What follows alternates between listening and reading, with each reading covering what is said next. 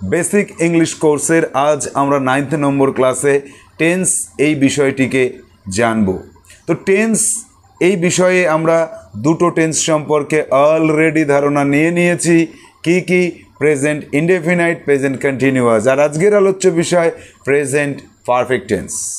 Present perfect tense বিষয়টি কেমন সেটা আমরা টেন্স ক্লাসের প্রথম ক্লাসে জেনে নিয়েছিলাম যে বর্তমান সময়ের কাজ হবে এবং কাজটা শেষ হয়ে গেছে কিন্তু তার রেশ রয়ে গেছে।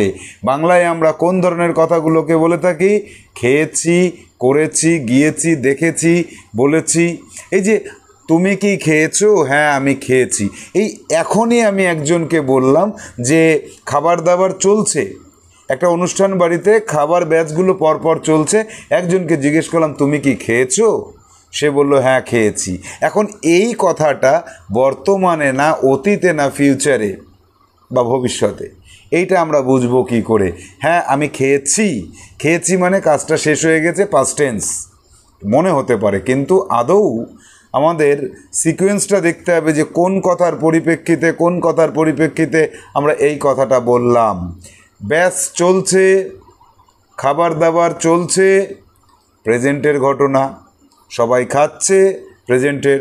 তুমি খেয়েছো কি খাওনি আমি জানি না, তাই জিজ্ঞেস করলাম খেয়েছো? হ্যাঁ খেয়েছি, অর্থাৎ তুমি একটু আগেই খেয়েছো, খাওয়ার পরেই আমার সঙ্গে তোমার দেখা হয়েছে, তাহলে সেই কাজটার রেশ এখন চলছে, প্রেজেন্টের কথা। অর্থাৎ আমাদের মনে রাখতে হবে বাংলায় যে কথাগুলো আমরা বলে থাকি যে করেছি, খেয়েছি, গিয়েছি, দেখেছি, বলেছি, শুনেছি, দিয়েছি, নিয়েছি, এই কথাগুলো কিন্তু প্রেজেন্টের কথা এবং প্রেজেন্ট পারফেক্ট টেন্স। এই জায়গাতে একটা জিনিস মনে রাখতে হবে যে আমি খেয়েছি এই কথাটা শুধু যদি বলো তাহলে প্রেজেন্ট পারফেক্ট টেন্স, যদি এর সঙ্গে কোনো সময়ের উল্লেখ করো তাহলে পাস্ট টেন্স। আমি দুটোর সময় খেয়েছি তাহলে এটা পাস্ট টেন্স। যদিও কথাটা বলা দরকার থাকে যে আমি দুটোর সময় খেয়েছিলাম, যদি বাংলাতে তুমি খেয়েছিলাম না বলে যদি সময় উল্লেখ করে বলো যে আমি দুটোর সময় খেয়েছি, এই খেয়েছি ভার্বের ফর্মটা হচ্ছে প্রেজেন্ট পারফেক্ট, কিন্তু যেহেতু সময় উল্লেখ করেছো এটা পাস্ট টেন্সে চলে যাবে, তখন ইংরাজিতে এই কথাটা অন্য রকমের হয়ে যাবে। বাংলাতে দুটো ভার্বই এক, আমি খেয়েছিলাম আর আমি দুটোর সময় খেয়েছি, দুটোই সেম, কিন্তু ইংলিশে একটা আলাদা ভার্ব ফর্ম আমাদের ব্যবহার করতে হবে। সেজন্য অবশ্যই করে মনে রাখবে সবাই যে প্রেজেন্ট পারফেক্ট টেন্স যখনই তুমি বলবে বা লিখবে কখনোই সময়ের উল্লেখ করবে না, সময়ের উল্লেখ করলে সেটা প্রেজেন্ট পারফেক্ট টেন্স থাকে না। এবার প্রেজেন্ট পারফেক্ট টেন্সে বাংলায় একটা ভার্বের কয়টা ফর্ম আমরা পেতে পারি? আমি আর বোর্ডে লিখিনি, আমরা কয় রকমের পেতে পারি? 5 রকমের পেতে পারি, যেটা আগের ক্লাসে আমরা জেনেছি, তার আগের ক্লাসেও জেনেছি। কি যেমন আমি খেয়েছি, আমরা খেয়েছি, তুমি খেয়েছো, তোমরা খেয়েছো, সে খেয়েছে, তারা খেয়েছে, রাম খেয়েছে, স্বস্তিকা খেয়েছে, অভিজিৎ খেয়েছে, তাহলে খেয়েছে। আপনি খেয়েছেন, আপনারা খেয়েছেন, তুই খেয়েছিস, তোরা খেয়েছিস। তুই কি খেয়েছিস? উত্তর আসবে যে হ্যাঁ আমি খেয়েছি। তাহলে এই 5টা ভার্বের ফর্ম রয়েছে, এই 5টা যে ফর্মে আমরা কথা বলি, সাবজেক্ট ওরিয়েন্টেড, সাবজেক্ট চেঞ্জ করে ভার্বের 5টা ফর্ম আমরা পেয়ে যাই। ইংলিশে এই জায়গাতে মাত্র দুটো ফর্ম কি সেটা আমরা দেখব। তো আগে আমাদের জানতে হবে এই প্রেজেন্ট পারফেক্ট টেন্সের সায়েন্টিফিক ফরমেশনটা কি, সায়েন্টিফিক রুলটা কি। সাবজেক্টের পরে হ্যাজ কিংবা হ্যাভ, V3 ফর্ম ... এই যে জায়গাটা নজর রাখতে হবে যে V3 ফর্ম এখানে দরকার হচ্ছে। V3 ফর্ম দিয়ে কথা বলতে গেলে আমাদের একটু সতর্ক হয়ে কথা বলতে হয়, বা সেন্টেন্স লিখতে গেলে একটু সতর্ক হয়ে লিখতে হয়। এইখানে ভার্বের লিস্টের যে V3 ফর্মগুলো আমরা পেয়ে যাই, সেই V3 ফর্মটাকে মনে রাখতে হবে, লিখতে হবে। যদি তুমি V3 ফর্মটা না লিখতে পারো ঠিকঠাক, তাহলে তোমার বলা বা লেখা ভুল হয়ে যাচ্ছে। তাহলে প্রেজেন্ট পারফেক্টের যে কথাগুলো ইংলিশে আছে সেটা আগের দুটো ক্লাসে যে আমরা টেন্স দুটো নিয়ে আলোচনা করেছিলাম, প্রেজেন্ট ইনডেফিনাইট, প্রেজেন্ট কন্টিনিউয়াস, তার তুলনায় একটু কঠিন, কিন্তু এত কঠিন নয় যে শিখতেই পারবো না, শেখা যাবে। তার জন্য কি করতে হবে সেই কাজটা তোমাকে করে রাখতে হবে। কি তুমি যে যে ভার্বগুলোকে চুজ করবে, 2, 5টা, 10টা, 15টা, 20টা, যে ভার্বগুলোকে চুজ করবে তার V3 ফর্মটাকে তুমি দেখে নাও, দেখে নিয়ে খাতায় নোট করে নাও। ডেলি তুমি 5টা করে ভার্ব নাও, 10টা করে নাও।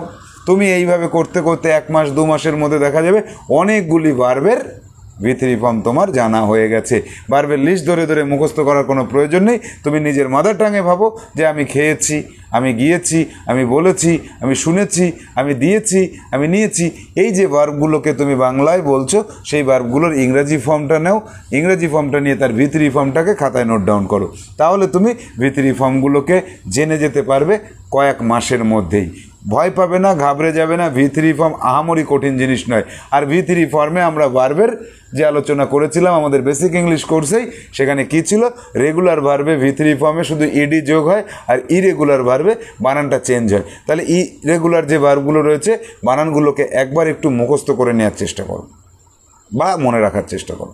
তাহলে এবার আমরা চলে যাব এই সায়েন্টিফিক যে ফর্মটা রয়েছে, এখানে 2টো ভার্বের ভ্যারিয়েশন রয়েছে। কি কি? হ্যাজ V3 অথবা হ্যাভ V3। ভার্বের ফর্ম কিন্তু চেঞ্জ হচ্ছে না, ভার্বের ফর্ম V3 ফর্মই থেকে যাবে। একবার যদি তুমি টুক করে V3 ফর্মটাকে বেছে আনতে পারো তাহলে তোমার আর টেনশন থাকলো না। তুমি যদি ঠিকভাবে কোনো একটা ভার্বের V3 ফর্মটাকে এইখানে বসাতে পারো, যেমন টেক, টুক, টেকেন, এই আমি টেকেন কথাটাকে লিখে নিয়েছি, আর কোনো টেনশন নেই, টেনশন ফ্রি হয়ে যাও। এইবার তুমি সাবজেক্টের সাথে হ্যাভ এবং হ্যাজ কীভাবে পরিবর্তন হয় সেটাকে লক্ষ্য করো। সাবজেক্টের সঙ্গে কিভাবে পরিবর্তন হবে? সাবজেক্ট যদি আই হয় তাহলে আই হ্যাভ হবে, যদি ইউ হয় তাহলে ইউ হ্যাভ হবে। আই হ্যাভ, ইউ হ্যাভ এই দুটো ফিক্সড, এই দুটো মনে রাখতে হবে। তাহলে জেনে নাও, বলো, মুখে বলো যে আই হ্যাভ, ইউ হ্যাভ এই দুটো fixed, I have, you have এই দুটো ফিক্সড। তাহলে আই হ্যাভ, ইউ হ্যাভ এই দুটোকে কখনোই ভোলা যাবে না। আর যদি তুমি একজনের কথা বলো তাহলে একজন হলে হ্যাজ, আর অনেকের কথা যদি বলো, অনেকে যদি হয় তাহলে হ্যাভ। তাহলে আই হ্যাভ, ইউ হ্যাভ এই দুটো ফিক্সড থাকলো, আর বাকি জায়গাতে একজন হলে হ্যাজ, অনেকে হলে হ্যাভ। এইবার আমরা কি করব, যে টেকেন, টেকেন কথার অর্থ আগের দুটো ক্লাস থেকে আমরা কি জেনেছি? স্নান করায় বলতে পারি, খাওয়ায় বলতে পারি। কোন খাওয়ায়? পেট ভরে নয়, অল্প পরিমাণ খাওয়া। তা টেকটি আমরা বলতে পারি। তুমি কি চা খেয়েছো? হ্যাঁ আমি চা খেয়েছি। এই যে আমি চা খেয়েছি, আমি চা খেয়েছি। তাহলে এটা কি বলতে পারবো যে আমি 10 মিনিট আগে চা খেয়েছি? বলতে পারবো না। কেন বলতে পারবো না?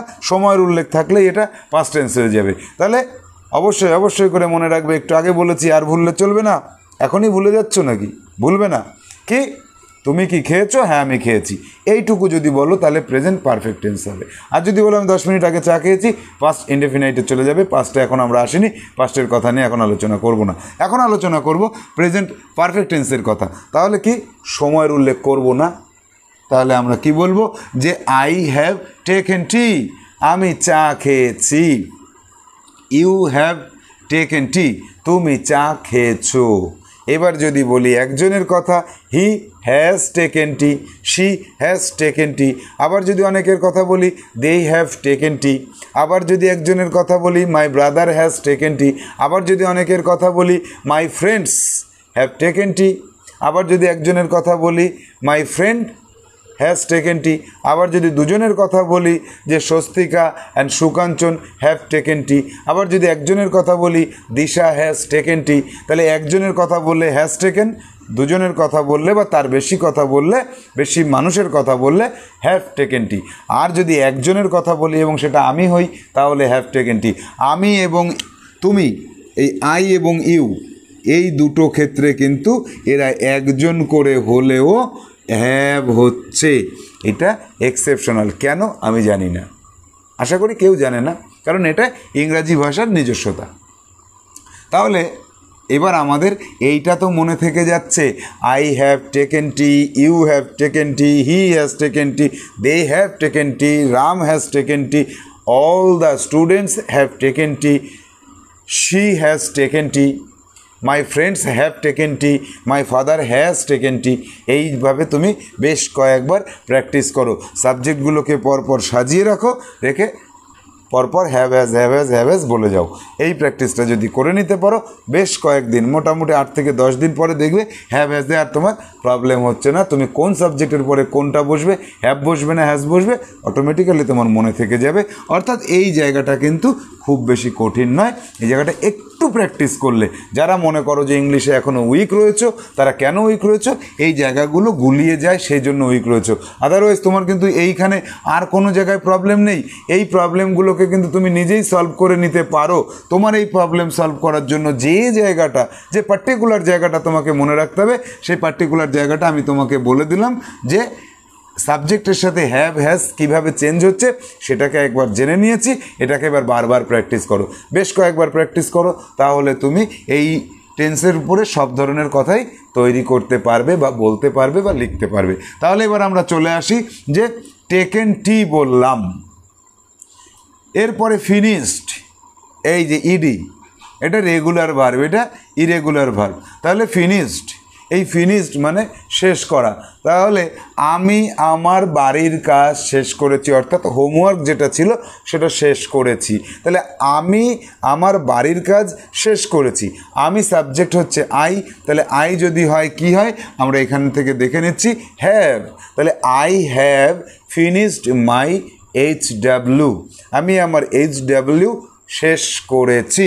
তুমি তোমার HW শেষ করেছো, তুমি তাহলে কি হবে ইউ, ইউ এর পরে কি হবে হ্যাভ হবে, সেটা আমরা জেনে গিয়েছি। তাহলে you have finished your HW, my HW যখন আই বলছি, ইউ যখন বলছি, ইউর বলছি, এই জায়গাটাতে কিন্তু আমাদের প্রবলেম হয়। বিশেষ করে কথা বলার সময় তো খুব প্রবলেম হয় যে যদি my HW, your HW, his HW, her HW, their HW, এটা কিন্তু আমাদের বলতে বলতে প্র্যাকটিসটা করে নিতে হবে।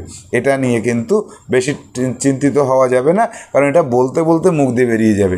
এটা মাইন্ড হচ্ছে এমন একটা জিনিস, মন হচ্ছে এমন একটা জিনিস, তুমি একটা জিনিস নিয়ে বেশ কয়েকবার প্র্যাকটিস করলে অটোমেটিক্যালি এখান থেকে একটা আউটপুট আসে জিবে যে এটা বলো, এটা বলো, এটা বলো। তোমার প্রথম দিকে বলতে পারো না, জড়তা থাকে, তার কারণ এখান থেকে সাপ্লাই আসে না। আর এখান থেকে সাপ্লাই কখন আসবে, যখন এখানে স্টোর করা থাকবে। তুমি ব্রেনটাকে একটা মোবাইলের সাথে কম্পেয়ার করো। মোবাইলে মেমোরি কার্ড ভরেছো, মাথায় মেমোরি কার্ড আছে, মোবাইল মেমোরি কার্ডে তুমি একটা ভিডিও রেখে দিয়েছো, সেই ভিডিওটা তুমি যখনই চালাতে যাবে, যখন ভিডিওর উপর ক্লিক করবে তখন কিন্তু চলবে। তার মানে মেমোরি কার্ড থেকে মোবাইলের প্রসেসর তোমাকে বলছে যে এটা তুমি দেখো, আর সেইটাই তুমি দেখতে পাচ্ছ। তোমার ব্রেনের যে মেমোরি কার্ডে সেই এই প্র্যাকটিসটা যদি অলরেডি তোমার করা থাকে, অর্থাৎ এটা যদি তোমার স্টোর করা থাকে, তাহলে ব্রেনের এখান থেকে জিভে আসবে, জিভ তোমাকে বলতে সাহায্য করবে। আর যদি এই প্র্যাকটিসটা না থাকে, কোনটার পরে কি বসবে, তাহলে কিন্তু তোমার এখানে স্টোর করা থাকবে না, তুমি বলতে পারবে না। কারণ তোমার তখন চিন্তা করতে হবে, থিঙ্কিং করতে অনেক সময় লাগবে, প্রসেসিং হতে অনেক সময় লেগে যাবে। সেজন্য বলছি এইটা অবশ্যই করে মনে রাখার চেষ্টা করবে বাই প্র্যাকটিসিং। প্র্যাকটিস না করে হবে না। তাহলে finished, I have finished my HW, my, I, my. You have finished your HW, your, you, your. He has, সে তার HW ফিনিশ করেছে, তাহলে he has finished his HW. he হলে his, she হলে her, সে তার HW ফিনিশ করেছে, she has finished her HW. তারা তাদের HW ফিনিশ করেছে, they have finished their HW. Swastika ওর HW ফিনিশ করেছে, তাহলে স্বস্তিকা হ্যাজ, এই হ্যাজ হবে, হ্যাজ হবে, হ্যাভ হবে না। তাহলে Swastika has finished her HW. Subhajit ওর HW কমপ্লিট করেছে, তাহলে Subhajit has finished his HW. Subhajit ছেলে, হিজ, আর স্বস্তিকা মেয়ে, হার। তাহলে শি, হার, আর মেয়েদের নাম হার, হি, হিজ, ছেলেদের নাম হিজ। এগুলো মনে রাখবে। এভরিবডি, এভরিবডি হলে কি হবে, এই জায়গাটায় কনফিউশন তৈরি করা হয়। এভরিবডি মানে প্রত্যেকে। এবার একটা ঘরের মধ্যে ছেলে মেয়ে মিলিয়ে 20 জন আছে। এবার আমি বললাম এভরিবডির পরে হ্যাজ হয়, এভরিবডি সিঙ্গুলার নাম্বার। এবার এভরিবডির পরে যদি হ্যাজ হয়, তাহলে আমি কি বলবো, everybody has finished his HW না হার HW। আমি বললাম হিজ HW, তুমি বলবে না স্যার ঘরে অনেকগুলো মেয়ে ছিল, আমি প্রত্যেকে বলতে একটা মেয়ের কথা বুঝিয়েছি। আবার আমি বললাম না, আমি প্রত্যেকে বলতে একটা ছেলের কথা বুঝিয়েছি।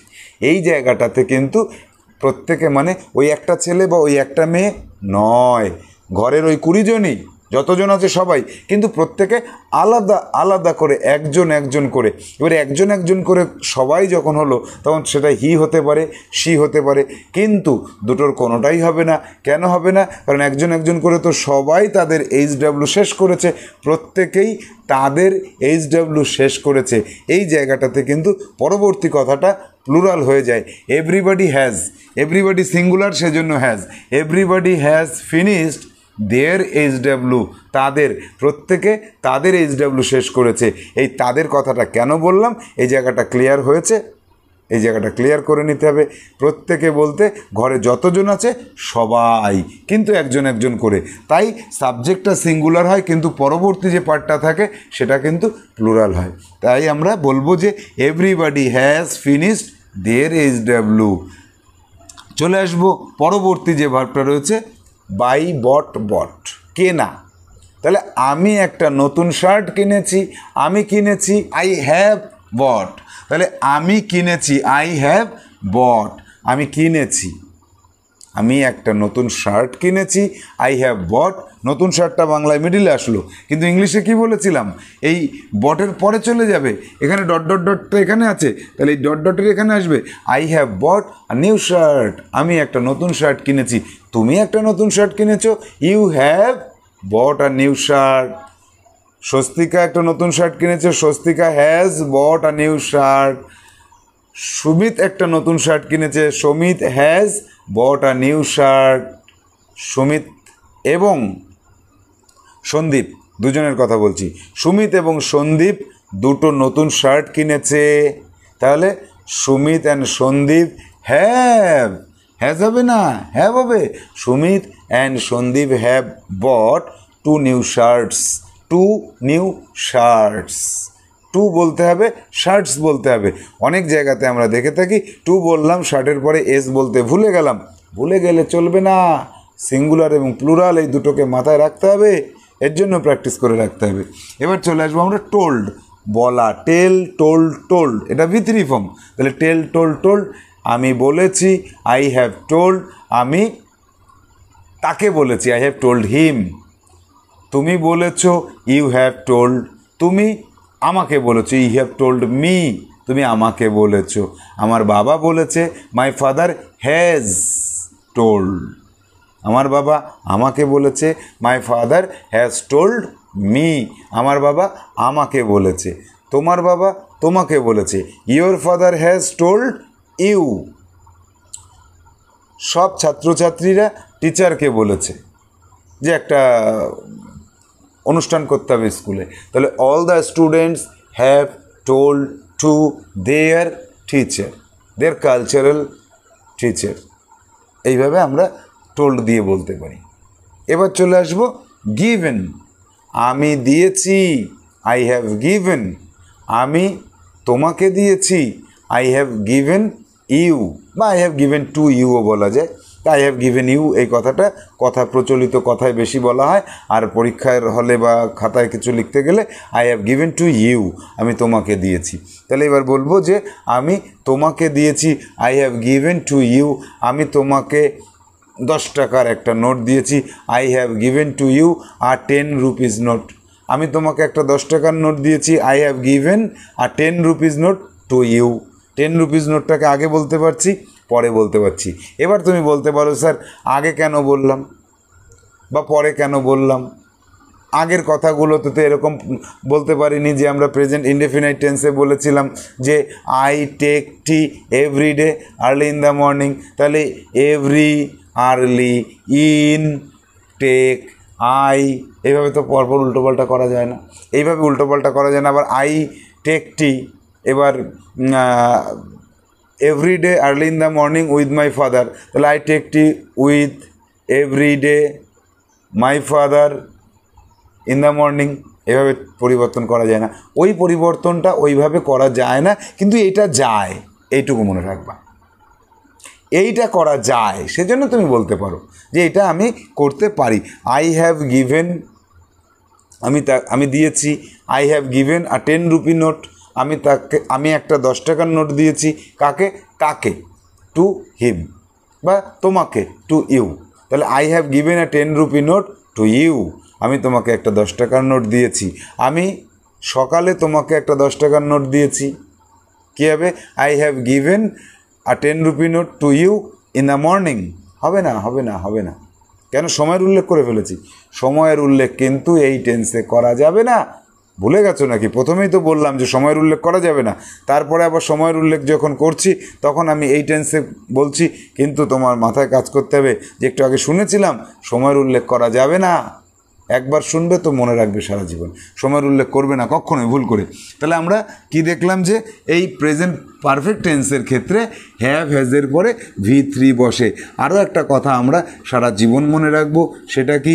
যে হ্যাভ হ্যাজের পরে V3 ছাড়া কিছু বসে না, যেটা আমি ভার্বেল ক্লাসে বলেছিলাম। হ্যাভ হ্যাজ মানেই এর পরবর্তী ভার্ব ফর্মটা V3 হতে হবে। তাহলে আরও সহজ হয়ে গেল আমাদের কাছে। তাহলে এবার এর নেগেটিভ কথা যদি বলি, তাহলে subject plus has not, have not. কি বলেছিলাম আগের ক্লাসে? যে কোনো ইংরাজি পজিটিভ কথাতে যদি অক্সিলারি ভার্ব পাও তারপর একটা নট বসিয়ে দিতে হবে, নট। তাহলে সেটা নেগেটিভ টকিং হয়ে যাবে বা নেগেটিভ সেন্টেন্স হয়ে যাবে। তাহলে subject has not, subject have not, V3। তাহলে আমি খেয়েছি, আমি খাইনি। আমি খেয়েছি, আমি খাইনি। এই যে আমি খাইনি এই কথাটা, এই যে নেগেটিভ কথাটা, এইটাতেও যা হয় পাস্ট ইনডেফিনিটেও তাই হয়। আমি খেয়েছিলাম, আমি খাইনি। ওই খাইনি আর এই খাইনি দুটোই সেম।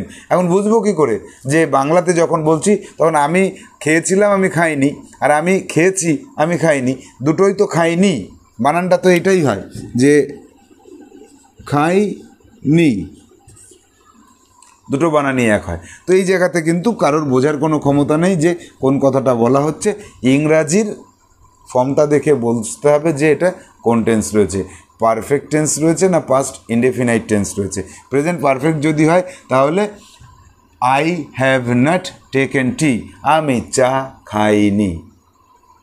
তুমি চা খাওনি, এই যে খাইনি, খাওনি। তাহলে ইউ হ্যাভ নট টেকেন টি, সে চা খায়নি। আমি খাইনি, তুমি খাওনি, সে খায়নি। তাহলে হি হ্যাজ নট টেকেন টি, সে চা খায়নি। শুভজিৎ চা খায়নি, শুভজিৎ হ্যাজ নট টেকেন টি, শুভজিৎ চা খায়নি। তাহলে আমরা দেখলাম যে এই যে প্রেজেন্ট পারফেক্ট টেন্স রয়েছে, এই প্রেজেন্ট পারফেক্ট টেন্সে নেগেটিভ কথা বলতে গেলে একটা নট লাগবে। সেই নটটা হ্যাভের পরে অথবা হ্যাজের পরে বসাবো, কারণ হ্যাভ হ্যাজ এখানে অক্সিলারি ভার্ব হিসেবে কাজ করছে, কারণ এটা তো মেইন ভার্ব। V3 ফর্মটা বসাচ্ছি, অ্যাকশন ভার্বের বসাচ্ছি।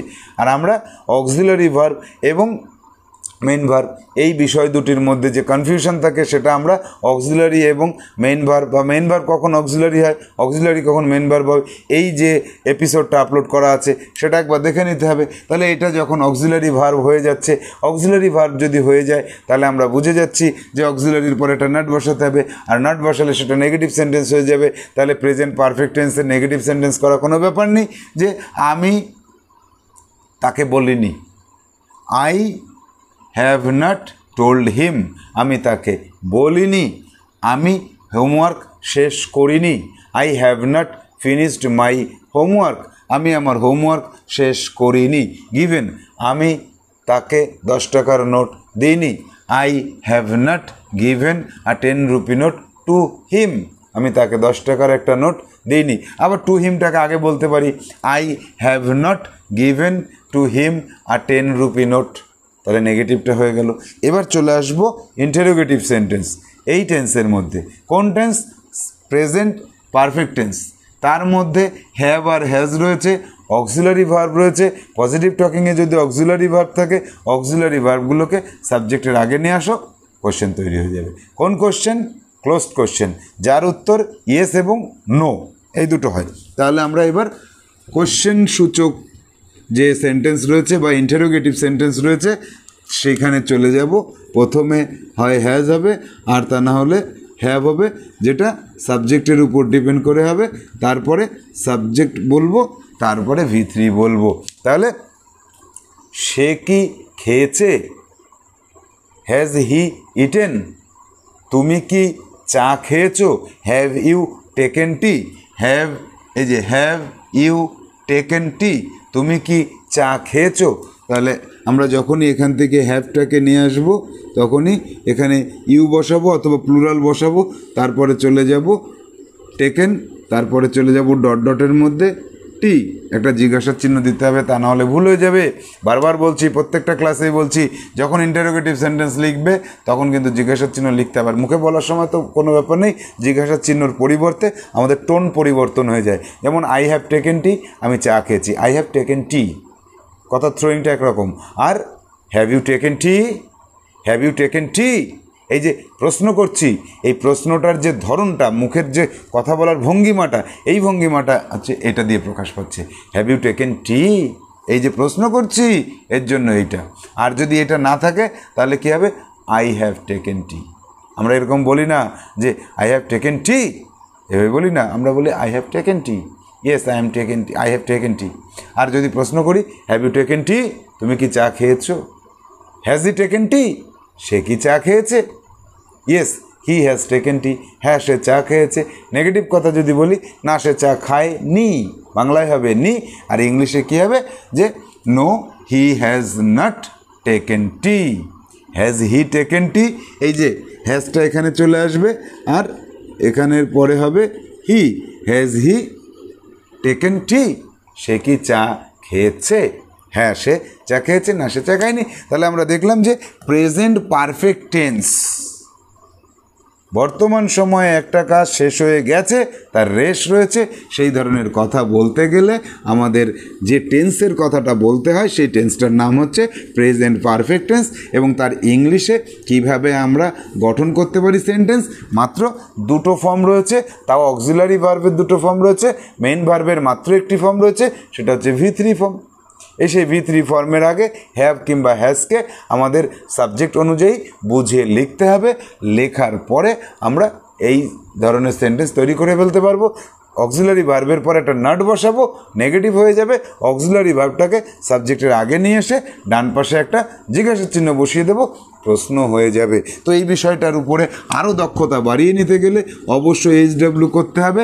যে সকল ছাত্রছাত্রীরা আমাদের কাছে গাইডেন্স নিচ্ছ তাদের HW আমরা চেকিং করব, আর যারা শুধুমাত্র আমাদের ইউটিউব চ্যানেল দেখছো বা আমাদের হোয়াটসঅ্যাপ গ্রুপের সাথে যুক্ত আছো তাদের জন্য থাকবে এই হোমওয়ার্কটা, নিজেরা কমপ্লিট করো, খাতায় সুন্দর করে লিখে নাও, তারপরে প্রশ্নগুলো নিজে জোরে জোরে বলো এবং তার উত্তর দুটো ইয়েস এবং নো যে দুটো উত্তর হয় সেই দুটোকে বারবার করে বলার চেষ্টা করো, তাহলে তোমার এই জিনিসটার প্র্যাকটিস হয়ে যাবে। তাহলে তুমি এখান থেকে 20টা ভার্বকে বেছে নাও। 20টা ভার্ব বেছে নেওয়ার পরে তুমি একে লিখবে কি, যে হ্যাভ ইউ, তারপরে V3 বসাবে, আর 2-এ লিখবে কি হ্যাজ হি, হ্যাজ হি অথবা রাম, যে কোনো একজনের কথা বলবে, হ্যাজ রাম, তারপরে V3, তারপরে ডট ডট ডট জিজ্ঞাসার চিহ্ন। একটা করে ভার্বের দুটো করে সেন্টেন্স লিখবে, একবার হ্যাভ ব্যবহার করে একবার হ্যাজ ব্যবহার করে, দুটো ফর্ম যেহেতু রয়েছে দুটো করে সেন্টেন্স হবে। 20টা ভার্বের ক্ষেত্রে তোমার প্রশ্ন হবে কয়টা? তুমি একটা কাজ করতে পারো, 1 আর 1-এর এ করতে পারো, 1 আর 1/a, 2 আর 2/a, এইভাবে তুমি 20টা প্রশ্ন ভার্বের জন্য 40টা, 20 গুণ 2 = 40টা প্রশ্ন লিখবে, আর 40টা প্রশ্নে 40টা পজিটিভ উত্তর, 40টা নেগেটিভ উত্তর, অর্থাৎ এই দুটো মিলিয়ে 80টা, আর এই কোশ্চেন হলো 40টা, মোট 120টা লাইন তোমাকে লিখতে হবে। লাল কালি, কালো কালি, নীল কালি যেভাবে ব্যবহার করে আমি লিখতে বলেছিলাম, যে প্রশ্ন লিখবে লাল কালি দিয়ে, ইয়েস উত্তর লিখবে নীল কালি দিয়ে, নো উত্তর লিখবে কালো কালি দিয়ে, এই 120টা সেন্টেন্স তোমাকে তৈরি করতে হবে। আগামী দিনে তোমাদের এই যে HWটা দেওয়া হলো এই HWটা চেকিং করা হবে। আর যে সকল বন্ধুরা তোমরা আমাদের সাথে সরাসরিভাবে যুক্ত নও কিন্তু আমাদের ইউটিউব চ্যানেল থেকে এই বিষয়টাকে ক্লিয়ার করে শিখে নিলে বাড়িতে নিজে নিজে অবশ্যই করে প্র্যাকটিসটা করে নিও, কারণ এই প্র্যাকটিসটা করা থাকলে এই টেন্সটা তোমার কাছে ক্লিয়ার হবে। ধীরে ধীরে প্রত্যেকটা টেন্স যখন তুমি জেনে যাবে, ইংলিশের অনেক কিছু জেনে যাবে, ইংলিশ তোমার কাছে সহজ হবে এবং পরবর্তী জীবনে তুমি ইংলিশে কথা বলতে পারবে এবং একটা সুন্দর চাকরি পেয়ে যাবে। আজকের ক্লাস এখানে শেষ করছি। ভালো থাকো, সুস্থ থাকো, টাটা।